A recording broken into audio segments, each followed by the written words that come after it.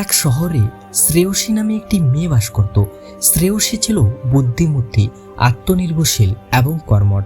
তার অনেক বন্ধু ছিল, সে সামাজিক অনুষ্ঠানেও যেত, কিন্তু তার মনে সবসময় একটা অভাব বোধ হতো, একজন সত্যিকারের জীবন সঙ্গীর অভাব।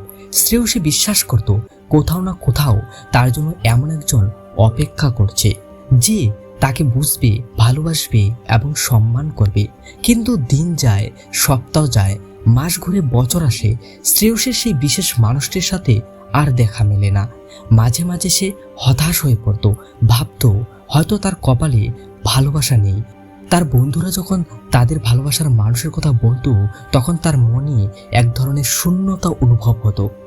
একদিন শ্রেয়সী তার এক জ্ঞানী শিক্ষকের কাছে গেলেন, নিজের মনের কথা খুলে বলল।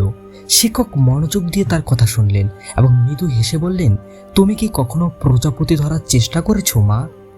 শ্রেয়সী অবাক হয়ে বলল, হ্যাঁ স্যার, ছোটবেলায় অনেকবার চেষ্টা করেছি। শিক্ষক বললেন, তাতে কি ফল পেয়েছো? শ্রেয়সী উত্তর দিল, কখনো ধরতে পারিনি, তারা উড়ে যেত। শিক্ষক আবার বললেন, এখন যদি তুমি প্রজাপতি ধরতে চাও, তুমি কি দৌড়ে তার পিছনে ছুটবে, নাকি বাগানে চুপটি করে বসে ফুলের সৌন্দর্য উপভোগ করবে?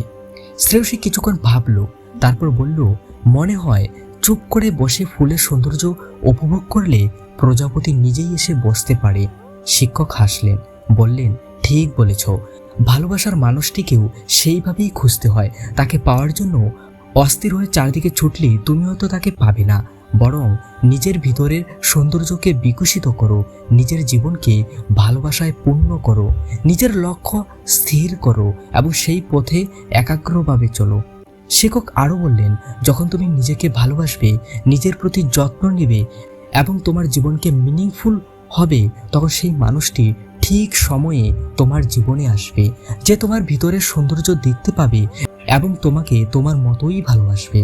ভালোবাসার জন্য তোমাকে কোথাও বিশেষভাবে খুঁজতে যেতে হবে না, বরং নিজেকে সেই যোগ্য স্থানে তৈরি করতে হবে, যেখানে ভালোবাসা নিজে থেকেই ধরা দেবে। শ্রেয়সী শিক্ষকের কথাগুলি মন দিয়ে শুনল। সেই দিন থেকে সে তার দৃষ্টিভঙ্গি পরিবর্তন করলো। সে নিজের শখের দিকে মনোযোগ দিল, নতুন কিছু শিখতে শুরু করলো, নিজের ক্যারিয়ারে আরও বেশি মনোনিবেশ করলো এবং নিজের স্বাস্থ্য ও মনের যত্ন নিতে শুরু করলো। সে একাকিত্বকে উপভোগ করতে শিখলো এবং নিজের সঙ্গেই খুশি থাকতে শুরু করলো।